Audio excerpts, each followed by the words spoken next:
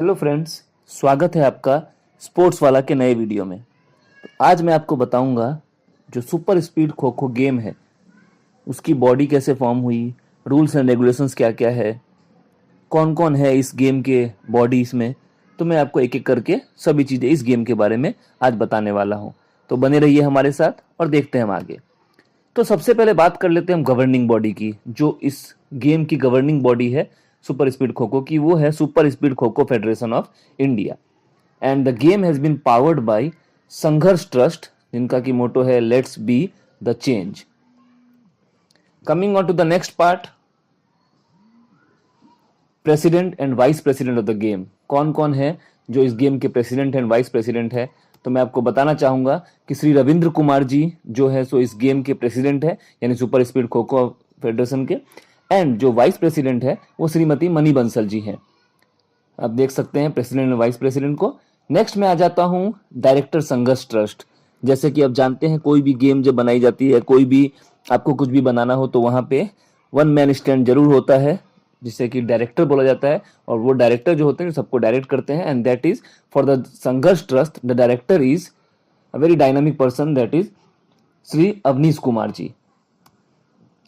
अब मैं आ जाता हूं जनरल सेक्रेटरी की तरफ। तो श्री पंकज कुमार जी को जनरल सेक्रेटरी बनाया गया है। और अगर मैं बात करूं तो इन्होंने बहुत काम कर रहे हैं इस फील्ड में, तो पंकज कुमार जी को जनरल सेक्रेटरी को पोस्ट दिया गया है। नेक्स्ट में आ जाता हूं कुछ अदर मेंबर्स के लिए, जैसे कि chairman referee board Shri Mohinder Singh ji हैं, chairman technical board Shri Ravindra Singh ji हैं, और जो ट्रेजरर है हमारे यहाँ पे वो श्री आशीष झा जी हैं। सो आप देख सकते हैं ये कुछ अदर मेंबर्स हैं। तो अब हम मूव ऑन करते हैं गेम के रूल्स की तरफ। तो जैसा कि आप देख पा रहे होंगे खो खो कोर्ट आपको जो दिखाई दे रहा है, सुपर स्पीड खो खो गेम का जो कोर्ट आपको दिखाई दे रहा है, मैं आपको इसको मार्क करके बताता हूँ कि किस तरीके से ये वर्क करता है। तो सबसे पहले अगर मैं लेंथ एंड विड्थ की बात करूँ तो ये आपको लेंथ दिख रहा होगा ए बी, एंड इस तरफ जो है सो डी ई आपको दिख रहा होगा। इसकी जो लेंथ है वो 20 मीटर एंड 20 सेंटीमीटर बनाई गई है।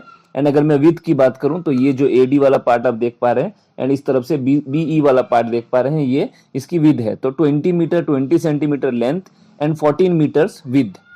अब क्या खास है इस गेम में, क्यों इसका नाम सुपर स्पीड है? आप देख सकते हैं गेम में सिर्फ 5 ही सीटिंग बॉक्स है। वन यहाँ पे आपको सेकंड वन दिखाई दे रहा होगा, ये third one, and this one is the fourth one, और ये लास्ट वन जो है सो 5 है। तो 5 ही सीटिंग बॉक्स है। दोनों ही साइड पे जो है सो पोल होती है। पोल की जो मेजरमेंट है 1.20 टू 1.25 मीटर्स होती है। तो जो पांच ही सीटिंग बॉक्स है जिसकी वजह से ये गेम सुपर स्पीड हो जाता है। सो 5 main players and 1 active chaser जो कि चेजिंग टीम में अंदर खेलते हैं। अब कोर्ट के मेजरमेंट की बात करूं तो जो पोल यानी पोल लाइन जो ये वाली लाइन है टू द फर्स्ट कोर्ट, जो फर्स्ट कोर्ट होती है उसकी मेजरमेंट 2.50 मीटर दोनों ही साइड पे है। और उसके बाद जो 30 सेंटीमीटर की ये जो मैं आपको बॉक्स दिखा रहा हूँ, ये 30 सेंटीमीटर की जो है सो बॉक्स बनाई गई है, जिसको हम सिटिंग बॉक्स कहते हैं सुपर स्पीड खो खो में। उसके बाद जो second court 2.30 centimetre, then again 30 centimetre का box, then again 2.30 centimetre and 30 centimetre का बॉक्स। सो अगर मैं बात करूँ दोनों ही पोल पे 2.50 मीटर है from pole to the first court, and बाकी सारी कोर्ट के बीच में 2.30 मीटर का गैप बनाया गया है। सो ये सुपर स्पीड खो खो का कोर्ट है जो कि बहुत ज्यादा फास्टर वर्जन है और बहुत मजा आता है इसे खेलने में। नेक्स्ट अगर हम बात करें प्लेयर्स की, तो जैसा आप जानते हैं चेजर्स अटैकर्स होते हैं और रनर्स होते हैं जो कि डिफेंडर्स बोले जाते हैं। चेजर वो टीम होती है जो कोर्ट में बैठती है और रनर्स को पकड़ती है। रनर्स जो है सो इस गेम में दो दो के पेयर में रनिंग करने आती है और वो जो है सो अपने आप को बचाने की कोशिश करती है और आउट ना होने की कोशिश करती है।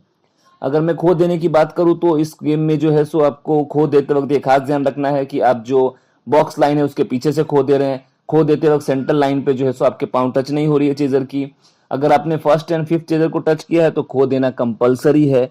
इसके अलावा अगर मैं बात करूं तो खो देते वक्त जो खो वर्ड है वो प्रॉपरली अटर होनी चाहिए और वो इतनी जोर से बोली जानी चाहिए कि रेफरी जो है उनको क्लियर सुनाई देना चाहिए। So this is the way to give kho. Fouls की बात कर लूं तो सबसे पहले शोल्डर लाइन फाउल। अगर आपने एक डायरेक्शन लिया है तो आपको उसी डायरेक्शन में जाना है, आप डायरेक्शन चेंज नहीं कर सकते। टू रिसीड है कि अगर आप जितना ग्राउंड आपने कवर कर लिया है उस ग्राउंड पे आप वापस नहीं जा सकते हैं। Then leave the free zone है, अगर आपने कॉन्टेक्ट छोड़ दिया फ्री जोन का तो that is leave the free zone foul आती है। देन टच एंड खो का फाउल आता है, अगर आपने कंपलसरी है कि पहले टच करना है उसके बाद ही खो बोलना है। बिना टच किए भी आपने खो दिया तो डेट इज टच एंड खो फाउल होती है। अर्ली राइजिंग है कि अगर आपने बिना खो दिए प्लेयर उठ जाता है या फिर आपने सिर्फ प्लेयर को टच किया और वो उठ गया तो that is early rising foul. Centre line foul जो होती है, जो पोल टू पोल लाइन एक सेंटर लाइन होती है जिसको कि अगर चेजिंग टीम में किसी प्लेयर ने बाई एनी मींस टच किया हो तो that is centre line foul.